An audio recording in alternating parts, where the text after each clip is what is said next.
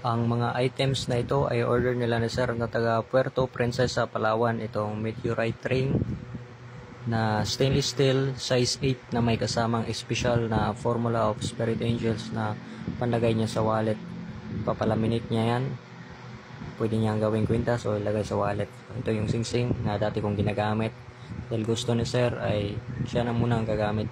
At yan ay matagal ko nang pinideliver sa kanya sa LBC Express at paparating na yan doon sa kanya. At ito naman yung order ni sir na taga Lawag, Ilocos Norte na mutya ng linta at mutya ng tubig. Pinagsama ko at ginawa kong bracelet, special na bracelet ito para sa kanya. At yan yung itsura, dadalhin daw niya ito sa Canada. Pwede lang ito mabasa ng tubig kapag naliligo, pwede lang madala sa kahit saan mang lugar. Lahat na ito tapos ng madasalan at pwede nang gamitin sa pangkabutihan. Susuot lang palagi at sa pagdating ng panahon ng panganib ay kusa na lang itong tutulong sa iyo. Sa mga magagamit ito, protection sa lahat ng klaseng malalang aksidente na maaari kamatay kasama ng mga witchcraft, bad spirits, mga kulang barang sumpa o suba, titigal po, kalipadangin at iba pa. Ito naman yung kay sir na taga Binangunan, Rizal. Hindi ko ito naisama sa pagpa-deliver sa LBC dahil kulang yung kanyang address, kaya sa GNT Express ko na lang ito pinadala pagka kinabukasan.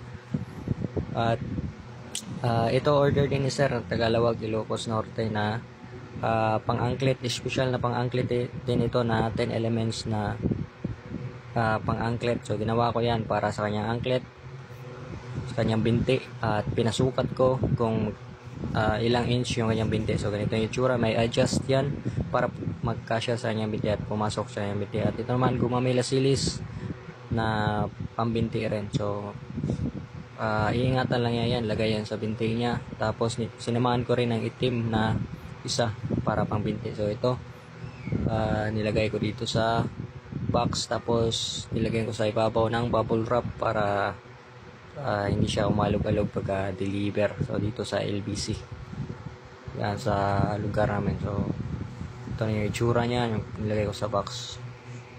Dinasalan ko na lahat iyon, kaya iingatan lang nila palagi.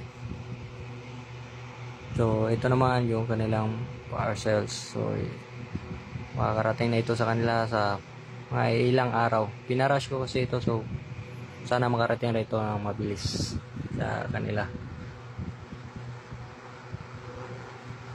Mga resibo nila.